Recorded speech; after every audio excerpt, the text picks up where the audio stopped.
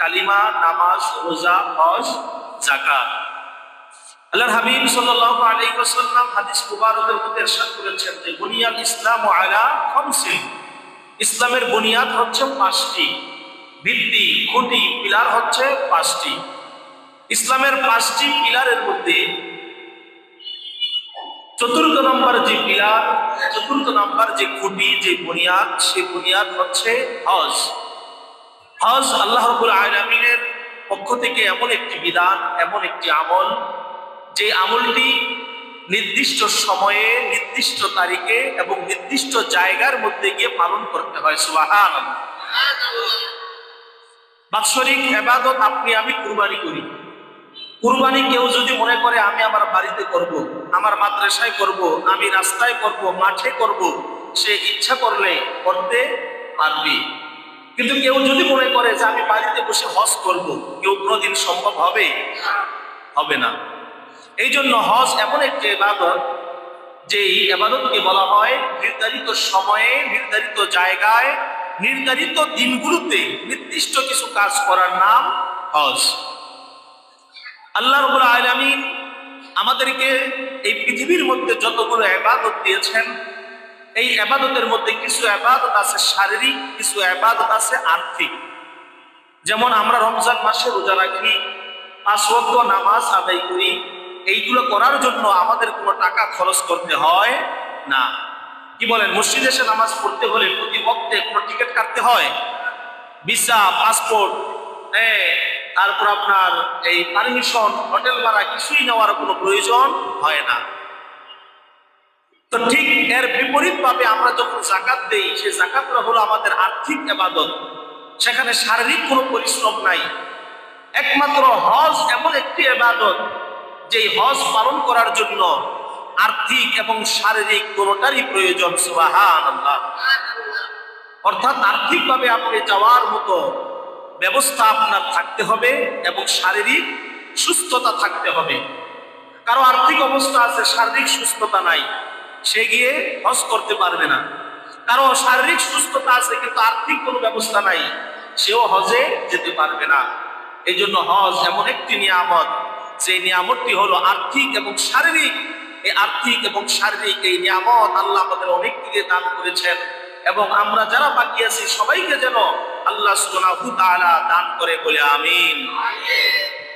সম্মানিত হাজিরিন, হজ করার জন্য আমরা যে পবিত্র খানায়ে কাবার মধ্যে যাই, পবিত্র খানায়ে কাবার সম্পর্কে গত সপ্তাহে আমরা উল্লেখ করেছিলাম, গত সপ্তাহে আমরা আলোচনা করেছিলাম যে খানায়ে কাবার ব্যাপারে আল্লাহ রাব্বুল আলামিন নিজেই বলে দিয়েছেন, ইন্না আউওয়ালা বাইতিন উদিআ লিন-নাস লাল্লাযী বিবাক্কাতা মুবারাকাও ওয়া হুদাল লিল আলামিন। পৃথিবীর মধ্যে সর্বপ্রথম যে ঘর, সেই ঘরটির নাম হলো পবিত্র খানায়ে কাবা। এই খানায়ে কাবার সর্বপ্রথম ঘর হিসাবে যেমন একটি মর্যাদা, একটি সম্মান, এর আরেকটি সম্মান হলো পৃথিবীর মধ্যে খানায়ে কাবা এমন একটি জায়গা যেখানে পৃথিবীর সমস্ত মুসলিম মিল্লাত একত্রিত হয়। এই জন্য বলা হয় এটা মুসলিমদের একটা সম্মেলন, মুসলিমদের একত্র হওয়ার একটা কেন্দ্র, যেখানে গোটা বিশ্ব থেকে সমস্ত মুসলমানেরা এক জায়গায় রুকু করে, সিজদা করে আল্লাহকে ডাকে, লাব্বাইক আল্লাহুম্মা লাব্বাইক বলে আল্লাহ রাব্বুল আলামিনের কাছে নিজের হাজির, নিজের উপস্থিত জানান দেয়। সুবহানাল্লাহ। এই পবিত্র খানায়ে কাবা আল্লাহ রাব্বুল আলামিন আমাদেরকে হজের মৌসুমে, হজের মাধ্যমে আমরা যেন খানায়ে কাবার তাওয়াফ করতে পারি, আরাফাতের ময়দানে আল্লাহকে রাখতে পারি, মিনা মুজদালিফায় অবস্থান করতে পারি। আল্লাহ আমাদের কবুল করুক, সকলে বলে আমিন। সম্মানিত হাজিরিন, আমরা শুরুতেই যদি হজের সংজ্ঞাটা আলোচনা করি যে হজ কাকে বলে। হজ করার জন্য 1 সপ্তাহ, 1 মাস, 1 বছর সময় লাগে না। হজ করার জন্য মাত্র 5 দিন প্রয়োজন। বলেন কয়দিন? 5 দিন। হজের কার্যক্রম হচ্ছে 5 দিন। এই জন্য বলা হয় যে হজ হলো ওই জিনিসের নাম যেটা 5 দিনে 5 জায়গায় 9টি কাজ করাকে হজ বলে। একেবারে সহজভাবে 5 দিনে 5টি কাজ, 5 জায়গায় 9টি কাজ করাকে হজ বলে। অর্থাৎ জিলহজ মাসের ৮ তারিখ থেকে ১২ তারিখ পর্যন্ত, এই মোট 5 দিন। এই নির্ধারিত 5 দিন সময়ের মধ্যে আপনাকে 5টি কাজ করতে হবে, 5 জায়গায় যেতে হবে, আর 5 জায়গার মধ্যে 9টি কাজ করতে হবে। এই কার্যক্রমের মধ্যেই আমাদের হজ সম্পাদন হয়। আল্লাহর হাবিব সাল্লাল্লাহু আলাইহি ওয়াসাল্লাম এই পবিত্র হজ সম্পর্কে উল্লেখ করেছেন। আল্লাহর হাবিব সাল্লাল্লাহু আলাইহি ওয়াসাল্লাম বলেন যে হজের অন্যতম নিদর্শন, অন্যতম একটি কাজ হচ্ছে পবিত্র হজ কাজ সম্পাদন করা। তিরমিজি শরীফের 812 নং হাদিসের মধ্যে আল্লাহর হাবিব বলেন, যে ব্যক্তি নিজ গৃহ থেকে খানায়ে কাবা গিয়ে হজের কাজ সম্পাদন করলো, হজের কাজ সঠিকভাবে সম্পাদন করে সে যখন যার যার নিজ দেশে ফিরে যাওয়ার জন্য অবস্থান করলো, আল্লাহ রাব্বুল আলামিন প্রত্যেকটি মানুষকে নিষ্পাপ বানিয়ে তার বাড়িতে পাঠায়। সুবহানাল্লাহ। তাহলে একটি পবিত্র হজ, একটি কবুলিয়াত হজের অনেক অনেক দাম। আল্লাহ রাব্বুল আলামিন আমাদেরকে পবিত্র কবুলিয়াত হজ, হজ্জে মাবরুর আমাদের সবাইকে নসিব করুক, সকলে বলে আমিন। সম্মানিত হাজিরিন, আল্লাহর হাবিব সাল্লাল্লাহু আলাইহি ওয়াসাল্লাম হজের ব্যাপারে আমাদেরকে অনেক উৎসাহিত করেছেন। হজের ব্যাপারে অসংখ্য হাদিসের মধ্যে বর্ণনা করেছেন। আল্লাহর হাবিব বলেন, হজ করার জন্য মাত্র 5টা দিন, 5 জায়গায় 9টি কাজ করাকে হজ বলে। হজ করার জন্য 5 দিন, যেই সময় জিলহজ মাসের 8, 9, 10, 11, 12 এই মোট 5 দিনে হজের কাজগুলো সম্পাদন করা হয়।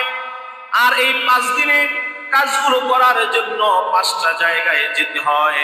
1 নম্বরে বাইতুল্লাহ শরীফে, 2 নম্বরে মিনায়, 3 নম্বরে আরাফা, 4 নম্বরে মুজদালিফা, 5 নম্বরে জামারায় গিয়ে শয়তানকে পাথর নিক্ষেপ করা হয়। সুবহানাল্লাহ। তার মানে এই 5 দিনে 5টা জায়গায় যেতে হবে। এই 5টা জায়গার মধ্যে গিয়া 9টা কাজ করাকেই হজ বলে। আল্লাহর হাবিব সাল্লাল্লাহু আলাইহি ওয়াসাল্লাম বলেন, সকল মানুষ হজ করার জন্য খানায়ে কাবার সামনে চলে আসে, অর্থাৎ বাইতুল্লাহর সামনে চলে আসে।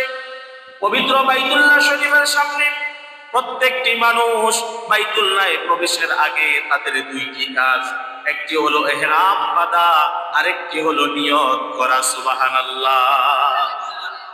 হজের জন্য যে পোশাকটি পরা হয়, এই পোশাকটিকে বলা হয় কি? ইহরাম। ইহরামের পোশাক পরে, সাদা 2 টুকরা সেলাইবিহীন কাপড় পরে আপনি আমি নিয়ত করে নিব, গো আল্লাহ, আপনার সন্তুষ্টির জন্য, আপনার রাজি খুশির জন্য, একমাত্র আপনাকে পাওয়ার জন্য, আপনার হাবিবের হুকুমগুলো মানার জন্য লক্ষ লক্ষ টাকা খরচ করে স্ত্রী, সন্তানাদি, পরিবার, আত্মীয় স্বজন সবাইকে ফেলে রেখে সুদূর আরব দেশে চলে এসেছি একমাত্র আল্লাহকে পাওয়ার জন্য। কাকে পাওয়ার জন্য? আল্লাহকে পাওয়ার জন্য। এই জন্য আল্লাহর হাবিব সাল্লাল্লাহু আলাইহি ওয়াসাল্লাম বলেন, প্রথমে তোমার নিয়তকে তুমি ঠিক করে নাও। কেননা আমরা জানি, প্রথম হাদিস হিসেবে উল্লেখ করা হয়েছে, ইন্নামাল আ'মালু বিন্নিয়াত, প্রত্যেক আমলের প্রতিদান দেওয়া হবে বান্দার নিয়তের উপরে। সুবহানাল্লাহ। প্রত্যেকটি কাজের প্রতিদান দেওয়া হবে আপনার আমার নিয়তের উপরে। এই জন্য আল্লাহর হাবিব বলেছেন, 1 নম্বরে নিয়ত ঠিক করে নাও, 2 নম্বরে সেলাইবিহীন 2 টুকরা সাদা কাপড়। পুরুষদের জন্য সেলাইবিহীন 2 টুকরা সাদা কাপড় পরে আমরা এই যে সাদা কাপড়টা গায়ের মধ্যে জড়ালাম, মনে রাখবেন পৃথিবীর মধ্যে মানুষ 2টা সময়ে সেলাইবিহীন কাপড় পরে। একটা হলো মানুষকে যদি আল্লাহর ঘরে যাওয়ার তৌফিক দেয়, আর দ্বিতীয়ত মানুষ যখন মুসলমানেরা দুনিয়া থেকে বিদায় নেয়। ঠিক কিনা?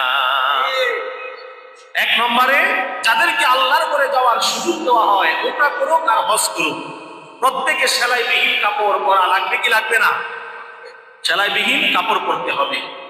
আর আমরা মুসলমানরা যখন দুনিয়া থেকে বিদায় নেই, আমরা মুসলমানরা যখন দুনিয়া থেকে চলে যাই, আমরা সেলাইবিহীন কাপড় পরি, সাদা কাপড় পরিয়ে আমাদেরকে সাদা কাপড়ে প্যাকেটিং করে দুনিয়া থেকে বিদায় করা হয়। এই জন্য আল্লাহর হাবিব বলেন, এই পৃথিবীর মধ্যে যদি তোমার নসিব হয় আল্লাহর ঘরে যাওয়ার জন্য, হজ করার মতো নসিব হয়ে যায়। তুমি যখন সেলাইবিহীন সাদা কাপড় পরিধান করবে, মনে রেখো এই সাদা কাপড়ের মাধ্যমে তুমি নিজের সমস্ত আমিত্ব অহংকারকে ধূলিসাৎ করে দেবে। সুবহানাল্লাহ। একজন মৃত মানুষের যেমন কোনো অহংকার থাকে না, কোনো গৌরব থাকে না, কোনো পাওয়ার থাকে না, একজন মৃত মানুষ যেমন সে দুনিয়া লোভী হতে পারে না, কারণ সে শেষ, মরে গেছে, এখন তার কোনো পাওয়ার নাই। তুমি যখন হজ করার জন্য সেলাইবিহীন কাপড় পরবে, এই সেলাইবিহীন কাপড় পরার সাথে সাথে তুমি নিজেকেও, নিজের অহংকার, নিজের আমিত্বকে তুমি ধ্বংস করে দাও। মনে রেখো সাদা কাপড় হলো আল্লাহ রব্বুল আলামিনের কাছে সবচাইতে দামি এবং পছন্দের পোশাক। সুবহানাল্লাহ। সাদা পোশাক হলো আল্লাহর কাছে সবচাইতে দামি এবং সবচাইতে পছন্দনীয় পোশাক। ইতিহাস থেকে আমরা জানতে পাই, গোটা পৃথিবীর মধ্যে একজন পর্যটক ছিল যিনি পায়ে হেঁটে হেঁটে সবচাইতে বেশি গোটা পৃথিবীর মধ্যে ভ্রমণ করেছেন। তার নাম হলো ইবনে বতুতা। ইবনে বতুতার নাম শুনছি না আমরা, যিনি ভূপর্যটক। ভূপর্যটক গোটা পৃথিবীর মধ্যে যিনি সবচাইতে বেশি পায়ে হেঁটে ভ্রমণ করেছেন, সে একজন মুসলমান। তিনি বাংলাদেশের চিটাগাং নগরে গিয়ে প্রবেশ করে আমাদের সোনারগাঁ দীর্ঘ অনেকদিন অবস্থান করে সর্বশেষ তিনি যখন সিলেট অঞ্চলে গেলেন, সিলেট অঞ্চলের মধ্যে গিয়ে দেখলেন হযরতে শাহজালাল শাহপুরান ইয়ামিন রহমাতুল্লাহি আলাইহি তার দলবল নিয়ে তারা সকলে মিলে রাত্রিবেলা তাহাজ্জুদের নামাজ পড়তেছে এবং সকলের গায়ের মধ্যে সাদা পোশাক। সুবহানাল্লাহ। ইবনে বতুতার সঙ্গে হযরতে শাহজালাল শাহপুরান ইয়ামিন রহমাতুল্লাহি আলাইহি তাদের সঙ্গে দেখা হয়। ইবনে বতুতা বাংলাদেশের মধ্যে আগমন করেন। তিনি বাংলাদেশের মধ্যে 1345 খ্রিস্টাব্দে আগমন করেন। তার সঙ্গে হযরতে শাহজালাল ইয়ামিনী রহমাতুল্লাহি আলাইহির সঙ্গে যখন দেখা হলো, তিনি তাহাজ্জুদের নামাজের সময় সিলেট নগরীতে দেখলেন সকলে মিলে সাদা পোশাক পরে তারা নামাজ আদায় করতেছে। ইবনে বতুতা তিনি তো একজন পর্যটক, একজন গবেষক। তিনি জানতে চাইলেন আপনারা সবাই কেন সাদা পোশাক পরেছেন? সুবহানাল্লাহ। আমরাও আমাদের পোশাকের ক্ষেত্রে, পাঞ্জাবির ক্ষেত্রে, টুপির ক্ষেত্রে বেশিরভাগ সাদাটাকে আমরা বেশি পছন্দ করি। কি বলেন, ঠিক না? এই যে সাদা পোশাকের একটি ছোট্ট ইতিহাস মাঝখান দিয়ে বলি, যে কেন আল্লাহ রাব্বুল আলামিন ইহরামের কাপড়টাকে সাদা করলেন, আমাদের কাফনের কাপড়কেও সাদা করলেন। ইবনে বতুতা শাহজালাল ইয়ামিনী রহমাতুল্লাহি আলাইহিকে জিজ্ঞাসা করলেন। শাহজালাল ইয়ামিনী রহমাতুল্লাহি আলাইহি বলে, আমাকে 1 মিনিট সময় দাও, 1 মিনিট সময়ের মধ্যে আমি তোমাকে বলে দিব আমরা মুসলমানেরা কেন সাদা পোশাক বেশি পছন্দ করি, সাদা পোশাক কেন করি। ইবনে বতুতা জিজ্ঞাসা করলেন, 1 মিনিটে তুমি কিভাবে বলবে? শাহজালাল ইয়ামিনী রহমাতুল্লাহি আলাইহি বললেন যে 1 মিনিটে আমি আমার মদিনাওয়ালা নবীর সঙ্গে কানেকশন লাগায়া আমার নবীর কাছে আমি প্রশ্ন করব, ইয়া রাসূলুল্লাহ, আমরা মুসলমানেরা সাদা পোশাক কেন পরি? আল্লাহর ঘরে সাদা পোশাক কেন লাগে? মৃত ব্যক্তির জন্য সাদা পোশাক কেন লাগে? সুবহানাল্লাহ। আল্লাহর ওলিরা পারে কি পারে না? বলেন, পারে কি পারে না? এই বিশ্বাস অন্তর রাখার দরকার আছে না নাই? আল্লাহর ওলিদের পাওয়ার, তাদের কানেকশন, তাদের নজর আল্লাহ রাব্বুল আলামিনের গোটা আরশ পর্যন্ত তাদের পাওয়ার চলে যায়, তাদের নজর চলে যায়। সুবহানাল্লাহ। 1 মিনিট সময় চাইলেন ইবনে বতুতার কাছে। শাহজালাল ইয়ামিনী রহমাতুল্লাহি আলাইহি সেজদায় পড়ে ধ্যানমগ্ন হয়ে আল্লাহর হাবিবের সঙ্গে কানেকশন লাগায়া রাসূলের কাছে জানতে চাইলেন, ইয়া রাসূলুল্লাহ, ইয়া হাবিবাল্লাহ, এই প্রশ্নের উত্তর আমাকে দেন, কারণ আমার কাছে যিনি এসেছেন তিনি পায়ে হেঁটে হেঁটে গোটা পৃথিবীটা ভ্রমণ করেছেন। সুবহানাল্লাহ। আল্লাহর হাবিব সাল্লাল্লাহু আলাইহি ওয়াসাল্লাম স্বপ্ন যোগে শাহজালাল ইয়ামিনী রহমাতুল্লাহি আলাইহিকে তিনি জানিয়ে দিলেন যে, হে শাহজালাল, তুমি শোনো, মুসলমানদের জন্য সাদা পোশাক, বাইতুল্লাহর জন্য সাদা পোশাক, মৃত ব্যক্তির জন্য সাদা পোশাক এই জন্য কারণ আল্লাহর জান্নাতের মধ্যে প্রত্যেকটি মানুষের পোশাকের রং হবে সাদা। সুবহানাল্লাহ। এটা আমার বানানো কোনো কথা না। ইবনে বতুতা তার লিখিত কিতাবের মধ্যে তিনি এই ঘটনা উল্লেখ করেছেন।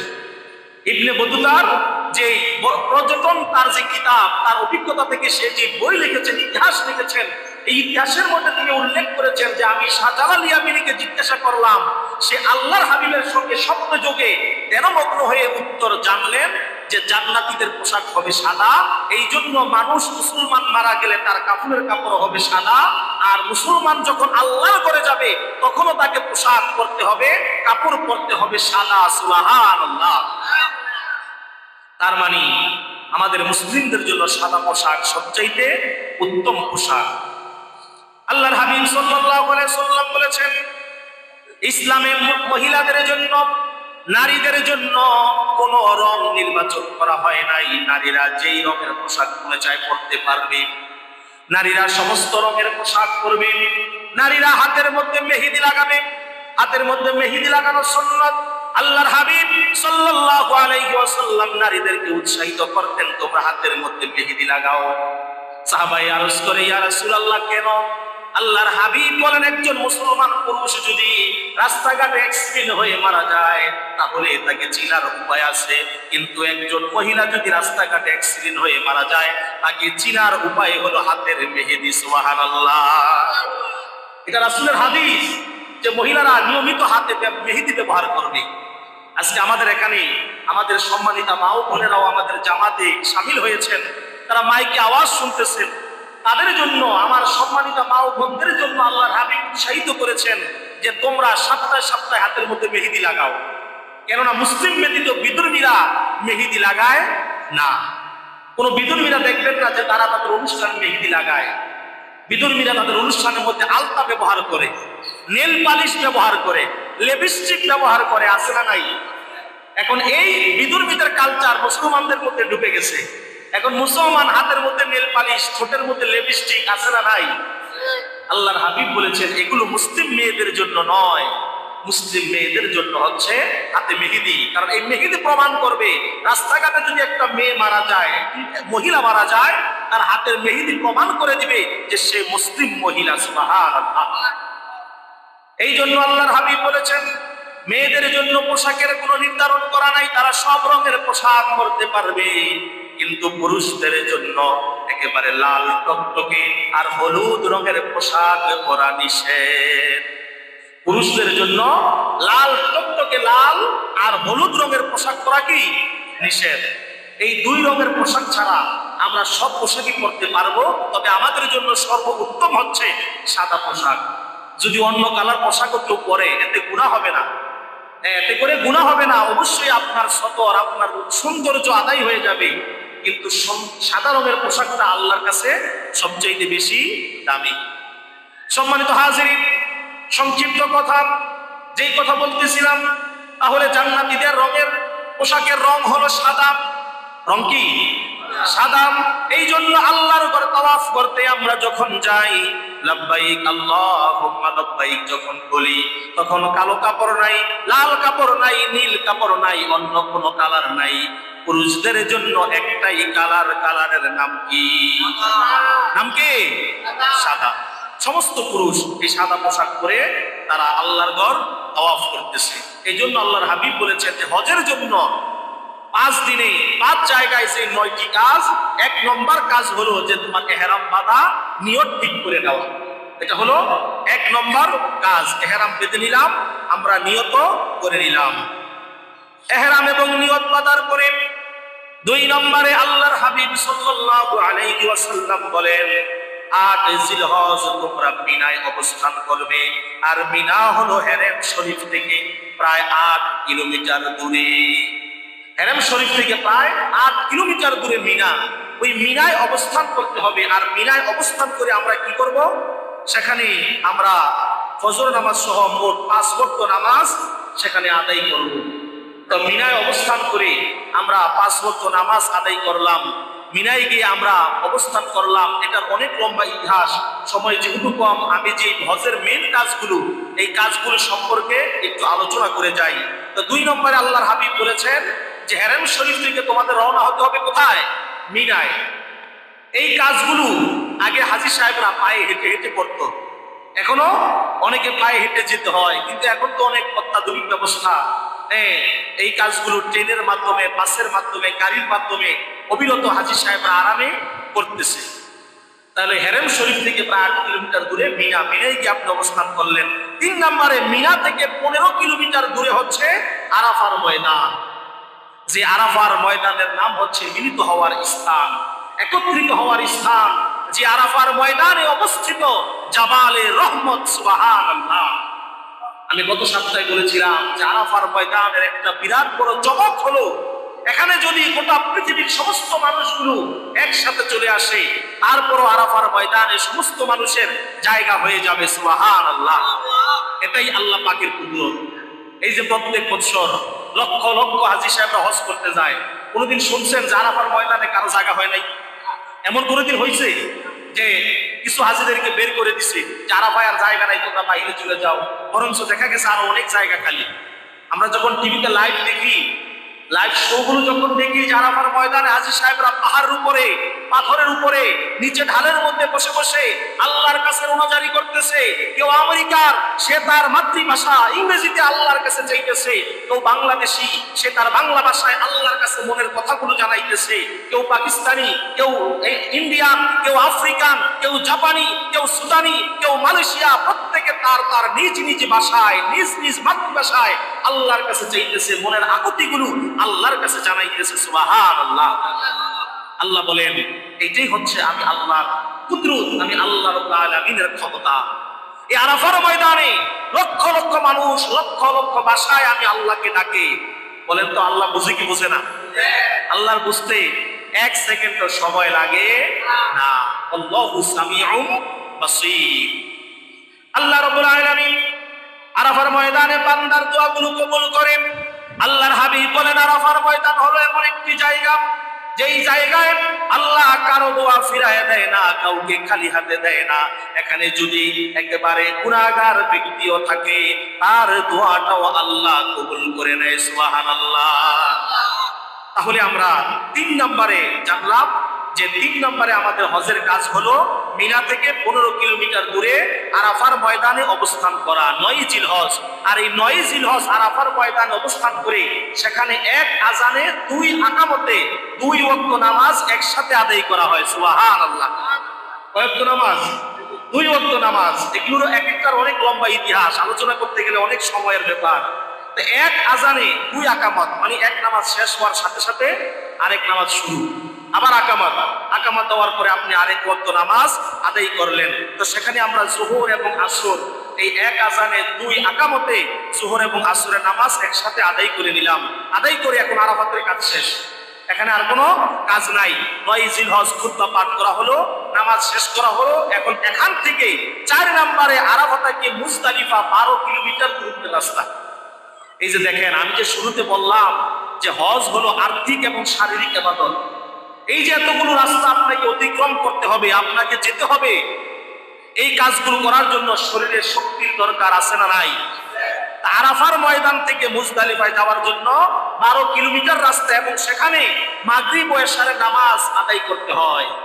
সেখানে সূর্য ডুবার আগেই আপনাকে চলে যেতে হবে মুজদালিফায়। মুজদালিফায় গিয়ে আপনি মাগরিব এবং এশারের নামাজ আদায় করে খোলা আকাশের নিচে, মিনার মধ্যে তাবু পাওয়া যায়, মিনার মধ্যে তাবু সিস্টেম আছে। এখন তো অত্যাধুনিক সিস্টেম, তাবুর ভিতরেও এয়ার কন্ডিশন আছে, ফ্রিজ আছে, খাবারের পানির ব্যবস্থা আছে, কত সুন্দর আরামের ব্যবস্থা আছে। কিন্তু মুজদালিফায় কিছু নেই। মুজদালিফায় গিয়ে সেখানে রাষ্ট্রীয় প্রেসিডেন্ট, সেও পাথরের মধ্যে শুয়ে থাকবে। মসজিদের সভাপতি, মুতাওয়াল্লি, এলাকার চেয়ারম্যান, মেম্বার, গরিব, অসহায়, রিক্সা চালক, ভিক্ষুক, যেই যাক, প্রত্যেকে ওই পাথরের মধ্যে রাত্রি যাপন করতে হবে। সারা রাত তারা এই পাথরের মধ্যে থাকবে, পাথরের মধ্যেই তাদের শুয়ে থাকতে হবে। সুবহানাল্লাহ। হজের কাজগুলো দেখেন আল্লাহ রাব্বুল আলামিন কেমন ভাবে সাজিয়ে দিয়েছেন। সেখানে কারোর জন্য আলাদা ব্যবস্থা নাই। সেখানে বলতে পারবে না গিয়ে যে আমি তো বাংলাদেশের প্রেসিডেন্ট, আমার জন্য একটা সিট বরাদ্দ করো। হ্যাঁ, আমার তো কোটি কোটি টাকা আছে, আমার জন্য আলাদা সিট বরাদ্দ করো। কোন ব্যবস্থা আছে? নাই। এখানে অনেক হাজী সাহেবরা আছে। আমার কাছে অনেক ভালো লাগে যে এই এলাকায় পাইকপাড়ায় মাশাআল্লাহ এখানে হাজী সাহেবের অভাব নাই, অনেক হাজী সাহেব। এবং বিশেষ করে অনেকেই উমরা করেছেন, অনেকে একাধিকবার হজ করেছেন, উমরা করেছেন। আল্লাহ তাআলা আমাদেরকে বারবার যাওয়ার তৌফিক দান করুন বলে আমিন। তাহলে হাজী সাহেবদের 4 নম্বর কাজ হলো আরাফা থেকে মুজদালিফা 12 কিলোমিটার দূরত্বের রাস্তা অতিক্রম করে সেখানে তারা খোলা আকাশের নিচে রাত্রি যাপন করলো, মাগরিব এশারের নামাজ আদায় করলো, এবং এর পরবর্তীতে তারা যে শয়তানকে পাথর মারবে, এই পাথরগুলো সেখান থেকে তারা কুড়ায় নিবে, সেখান থেকে পাথরগুলো কুড়ায় নিবে 49টা। আর অথবা কেউ যদি 13ই জিলহজে গিয়েও পাথর মারতে চায় তাহলে মোট 70টা। এই 49 বা 70টা পাথর তাদেরকে কুড়ায় নিতে হবে, রাস্তা থেকে টোকায় নিতে হবে। সেখানে আপনাকে কেউ এনে দিবে না যে নেন হাজী সাহেব এই যে আপনার জন্য আমি কমপ্লিট করে রাখছি। সেখানে সুন্নত হলো কি পাথরগুলো কুড়ায় নেওয়া। এই পাথরগুলো কুড়ায় নিয়ে টোকায় নিয়ে আপনি শয়তানকে ঢিল মারবেন। এটার ইতিহাস আগামীতে জুমাতে আমরা আলোচনা করব। ইসমাঈল আলাইহিস সালাতু ওয়াস সালামকে যখন ইব্রাহিম নবী কুরবানি দিতে নিয়ে যায়, তখন ইসমাঈল আলাইহিস সালাতু ওয়াস সালামকে ধোঁকা দিয়েছিল। শয়তান এসে ওয়াসওয়াসা দিতে চেয়েছিল যে ইসমাঈল তুমি যেও না, তোমার বাবা তোমাকে জবে করে ফেলবে, শেষ করে ফেলবে।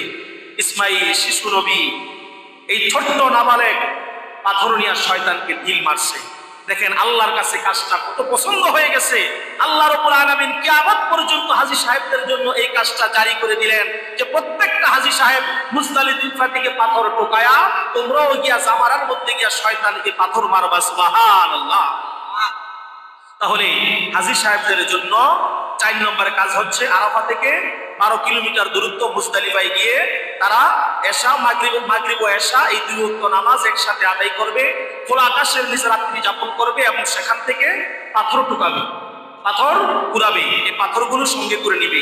পাথরগুলো নেওয়ার পরে 10 জিলহজ, 10 সকালবেলা 10 জিলহজ ঈদের দিন ফজরের নামাজ, ঈদের নামাজ আদায় করে সকলেই এই পবিত্র 10 জিলহজ যে দিনকে বলা হয় ইয়াউমুন নহর, মানে যেই দিন হলো কুরবানির দিন, যেই দিন রক্ত প্রবাহিত হওয়ার দিন, যেই দিন আল্লাহর নামে আল্লাহর খুশির জন্য পশু জবাই করা, ওই দিন হাজী সাহেবরা হজ এই পবিত্র ঈদের নামাজ আদায় করে কার্যক্রমগুলো শেষ করে তারা জামারায় চলে যাবে।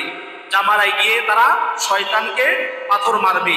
সেখানে সকল হাজী সাহেবগণ ফজরের নামাজের পর তারা জামারায় গিয়ে বড় শয়তান এটাকে পাথর নিক্ষেপ করবে। এই পাথর নিক্ষেপ করার উদ্দেশ্য হচ্ছে যে আমি আমার মনের মধ্যে যে শয়তানি, যে শয়তান আমাকে ধোঁকা দেয়, যে শয়তান আল্লাহর ঘর থেকে আমাকে বিরত রাখে, যে শয়তান নামাজ থেকে আমাকে বিরত রাখে, যে শয়তান ভালো কাজ ধর্মীয় কাজ থেকে আমাকে বিরত রাখে, তাকে ঘৃণা ভরে দেয়ালের মধ্যে ঢিল মারা। কিন্তু আমরা কি করি? দেয়ালের মধ্যে ঢিল মারি ঠিকই, আর মনের শয়তান মনের মধ্যেই থাকে। যেই শয়তানকে মনে করে সঙ্গে করে নিয়া হজ করার জন্য যাই, ওই শয়তানকে আবার মনে করে সঙ্গে করে নিয়া বাংলাদেশে ফিরে আসি, ওই যে পাথর মারার সাথে সাথে মনের শয়তানকে শেষ করতে পারি না। এইটা হলো আপনার জন্য সবচাইতে ইম্পর্টেন্ট গুরুত্বপূর্ণ কাজ। আপনি আরাফায় গেলেন, আপনি মুজদালিফায় গেলেন, মিনায় গেলেন, এবার জামারায় গিয়ে আপনি এই যে দেয়াল স্তম্ভ, এই স্তম্ভের মধ্যে আমি যখন ঢিল মারি, এই ঢিল মারার অর্থ হচ্ছে আমার মনের মধ্যে শয়তান আমাকে কুমন্ত্রণা দেয়। বাড়িতে যাওয়ার পরেই শয়তান আমাকে আবার হারাম কাজে নিবে, আবার আমাকে অন্যায় কাজে নিবে, আবার আমাকে অবৈধ কাজে নিবে। না, শয়তান যেন কখনো কোনোদিন আমার মনের মধ্যে বাসা বাঁধতে না পারে, আমাকে ওয়াসওয়াসা দিতে না পারে, আমাকে কুমন্ত্রণা দিতে না পারে। এই জন্য মনের শয়তানকে উদ্দেশ্য করে আপনি ওই পাথরের মধ্যে আঘাত করবেন, ঢিল মারবেন। এরপর আমাদের জন্য 6 নম্বর কাজ হলো আবার পবিত্র খানায় কাবা তাওয়াফ করা, সাই করা। এর মাধ্যমে আমরা আমাদের আমাদের মাথা মুন্ডন করে কুরবানি করে আমরা হালাল হয়ে গেলাম। হালাল হয়ে যাওয়ার পর 8 নম্বরে আবার জামারায় যেতে হবে। এই যে দেখেন বাইতুল্লাহ শরীফ থেকে আবার জামারায়, 8 নম্বরে আবার জামারায় যেতে হবে। সেখানে কি আবার ছোট, মধ্যম এবং বড় শয়তান 3টি দেয়াল দেয়া আছে, স্তম্ভ করা আছে, যে ছোট, মধ্যম এবং বড় এই 3 শয়তানকে আপনি আবার ঢিল মারবেন। 3 শয়তানকে আবার আপনি ঢিল মেরে শয়তানের প্রতি লাঞ্ছনা, ঘৃণা, শয়তানের প্রতি আপনার যত ধরনের খারাপ চিন্তা আছে এগুলো দূর করে নিজেকে পবিত্র করে নিজেকে ফ্রেশ করে আল্লাহর কাছে দোয়া করে এরপর চলে এসে 9 নাম্বার সর্বশেষ হাজী সাহেবদের কাজ হলো বিদায়ী তাওয়াফ। বিদায়ী তাওয়াফ, যে আল্লাহর ঘরের মধ্যে সর্বশেষ তাওয়াফ করে কাবাকে বিদায় জানানো, যে হে কাবা, তোমার জন্য আমি আমার সন্তানাদি ছেড়ে, তোমার জন্য আমি আমার পরিবার ছেড়ে, তোমার জন্য আমি আমার লক্ষ লক্ষ টাকার ব্যবসা বাণিজ্য ছেড়ে তোমার কাছে আমি এসেছি। এবং এই যে 5 দিন আমি আল্লাহর যে হুকুম 9টি কাজ, এই কাজগুলো আমি করলাম। হে কাবার মালিক, আমার এই কাজগুলো আপনি কবুল করে নেন। আমাকে আপনার খাতায় আপনি আমাকে হাজী সাহেব হিসেবে কবুল করে নেন। আমি দুনিয়ার মানুষের খাতায় আমার হাজী সাহেব আমি চাই না, আমি আল্লাহর খাতার মধ্যে আমার হাজী সাহেব চাই। কি বলে ঠিক না? আল্লাহর খাতার মধ্যে কবুল করাতে হবে যে আল্লাহ আপনার কাছে যেন আমি আপনার ঘরের একজন মেহমান হিসেবে আমি প্রাধান্য পাই। সেই কবুলিয়াত হজ আপনি আমাকে নসিব করেন, হজ্জ মাবরুর আপনি আমাকে নসিব করেন। আমার হজের বিনিময়ে আমার গুনাহ মাফ করে, আমার সমস্ত অহংকার অভিজাত্য দূর করে আমাকে একজন নিষ্পাপ মানুষ হিসেবে আপনি কবুল করে নেন বলে আমিন। সম্মানিত হাজিরিন, এবার আসেন আমরা শুরুতে যে কোরআনের একটি আয়াত তেলাওয়াত করেছিলাম। আল্লাহ রাব্বুল আলামিন সূরা আলে ইমরানের 97 নং আয়াতের মধ্যে আল্লাহ পাক ঘোষণা করেন, ওয়ালিল্লাহি আলান নাসি হিজ্জুল বাইতা মান ইসতাতা ইলাইহি সাবিলা।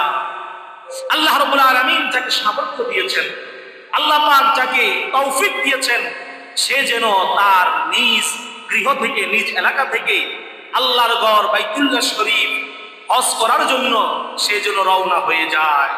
আল্লাহ রাব্বুল আলামিন এই আয়াতের মধ্যে বলেন, কোন মানুষ যদি টাকার চিন্তা করে, সম্পদের চিন্তা করে, নিজের অন্যান্য মুসিবতের চিন্তা করে আল্লাহর ঘর তাওয়াফ না করে, গোটা পৃথিবীর মানুষও যদি হজ না করে, আল্লাহর বিন্দু পরিমাণ কোনো লস হবে না। এই হজের মাধ্যমে আমরা যদি মনে করি যে আমি তো যাইতেছি আল্লাহর বাড়িতে, আল্লাহর ঘরে, এটা মনে হয় আল্লাহর লাভ না, এটা আমার নিজের লাভ। আমি আমার নিজের লাভের জন্য যাই। এই যে মসজিদের মধ্যে এসেছি, এটা কার ঘর? সবাই বলেন কার ঘর? এখানে কার লাভের জন্য আসছি? আমাদের লাভের জন্য, নিজের লাভের জন্য আমরা এখানে এসেছি, যেন আল্লাহর কাছে আমরা প্রিয় বান্দা হতে পারি, আমাদের গুনাহগুলো মাফ করাতে পারি, আমাদের মনের নেক আশা যেন কবুল করাতে পারি, আমাদের মুসিবত যেন দূর করাতে পারি, আমাদের সব নিজের লাভের জন্য। মোনাজাতে সব নিজেদের দোয়া করি যে আল্লাহ বিপদ আপদ দূর করেন, বালা মুসিবত দূর করেন, আমাদের শান্তি দেন, কবরবাসীদের মাফ করে দেন। সব নিজেদের জন্য চাই না? তো সব নিজেদের জন্য, তার মানে আল্লাহর ঘরেও বাইতুল্লাহ শরীফে যারা যাবে নিজের জন্য যাবে। এই জন্য আল্লাহ পাক বলেছেন, খবরদার তোমরা এই চিন্তা করো না যেখানে আসলে আমার লাভ, না, তোমাদের নিজেদেরই লাভ। তোমরা যদি না আসো আমি আল্লাহর কোনো ক্ষতি হবে না, কোনো লস হবে না।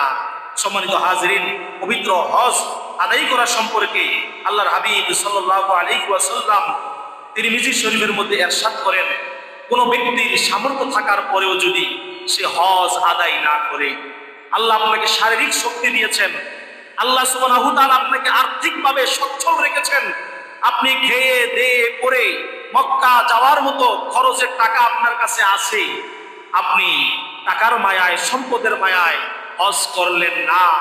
আল্লাহর হাবিব সাল্লাল্লাহু আলাইহি সাল্লাম তাদের ব্যাপারে কঠিনভাবে উল্লেখ করেছেন, ওই ব্যক্তির মৃত্যুর সময় তার কালিমা নসিব হয় কিনা, সে মুসলিম হয়ে মারা যায় কিনা, খ্রিস্টান হয়ে মারা যায় কিনা, ইহুদি হয়ে মারা যায় কিনা, তাতে আমার রাসূলের কিছু যায় আসে না। অর্থাৎ ওই ব্যক্তির জন্য আমি রাসূলের কোনো সুপারিশ থাকবে না। কত বড় কঠিনতম কথা! আমার এই সম্পদ, আমার এই টাকা, আমার এই আভিজাত্য সবকিছু আমাকে দিতেছে কে? আল্লাহ। আমি আল্লাহর ঘরে যাব, আল্লাহর ঘরে গিয়ে আমি শুকরিয়া আদায় করব, আল্লাহর ঘর থেকে আমি নিয়ামত নিয়ে আসবো। যে আল্লাহ রিজিকের মালিক, ওই রিজিকের ভান্ডারের কাছেই আমি যাইতেছি। ওই ভান্ডারের কাছে গিয়ে আমি চাই যে হে রব্বে কারীম, হে রব্বে কাবা, কাবার মালিক, আপনি আমাদেরকে অফুরন্ত রিজিক দান করেন, আপনি আমাদেরকে অফুরন্ত নিয়ামত দান করেন। আল্লাহ, যত টাকা খরচ করে আপনার ঘরে এসেছি, আপনি চাইলে এর চাইতে হাজার হাজার গুণ টাকার মালিক আমাদেরকে বানাতে পারেন। কি বলেন ঠিক না? এই জন্য হজ নিয়ে আমি সকলের পায়ে হাত রেখে বলি, যাদেরকে আল্লাহ সামর্থ্য দিয়েছেন, হজ নিয়ে আমরা কার্পণ্য করব না। আমরা অবশ্যই শক্তি থাকা অবস্থায়, সময় থাকা অবস্থায় আল্লাহর ঘরে হজ করার জন্য আমরা যাব। আল্লাহর কাছে আমরা যেন হাজী হিসেবে, আল্লাহর ঘরের মেহমান হিসেবে আল্লাহর কাছে যেন আমরা কবুলিয়াত হয়ে যাই। আল্লাহ যেন আমাদের কবুল করেন। পবিত্র হজের মাস, হাজী সাহেবেরা হজ করার জন্য দলে দলে যাইতেছে, আমরা তাদের জন্য দোয়া করব। আল্লাহ তাদেরকে যেন সহি সালামতে যাওয়ার, হজের কাজগুলো করার, আবার সুস্থভাবে আসার তৌফিক দান করে। সকলে বলে আমিন। সম্মানিত হাজিরিন, আমরা সকলেই সকলের জন্য দোয়া করব এবং আজকের মোনাজাতে আমরা সকলেই আল্লাহর কাছে চাইব, আল্লাহ এই হজ যেন আমরা জীবনে একবার হলেও করতে পারি। কেন হজ ফরজ কয়বার? একবার। আল্লাহর হাবিবের কাছে সাহাবাই কেরাম জিজ্ঞাসা করেন, ইয়া রাসূলুল্লাহ, যখন এই যে আয়াতটা নাজিল হয়েছে ওয়ালিল্লাহি আলান নাসি হিজ্জুল বাইতা মান ইসতাতাআ ইলাইহি সাবিলা, সাহাবাই কেরাম বলে, ইয়া রাসূলুল্লাহ, এই হজ আমরা কি প্রত্যেক বছর বছরে গিয়ে করব? আল্লাহর হাবিব কিচ্ছু বলে নাই, চুপ করে রইলেন। আবার জিজ্ঞাসা করলেন, ইয়া রাসূলুল্লাহ, আমরা কি প্রত্যেক বছর হজ করতে যাব? আল্লাহর হাবিব কিছুই বললেন না। আবার জিজ্ঞাসা করলেন, আল্লাহর হাবিব কিছুই বললেন না।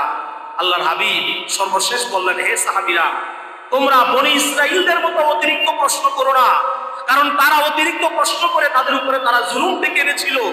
আল্লাহ আমাদেরকে হজ ফরজ করেছেন, আল্লাহ বলে নাই হজ কয়বার, তার মানে একবার আদায় করলেই আমাদের হজ আদায় হয়ে যাবে। আমি যদি বলতাম যে না প্রত্যেক বছর করো, তাহলে কিয়ামত পর্যন্ত সমস্ত মানুষকে প্রত্যেক বছর হজ আদায় করা ফরজ হয়ে যেত। কি বলে ঠিক না?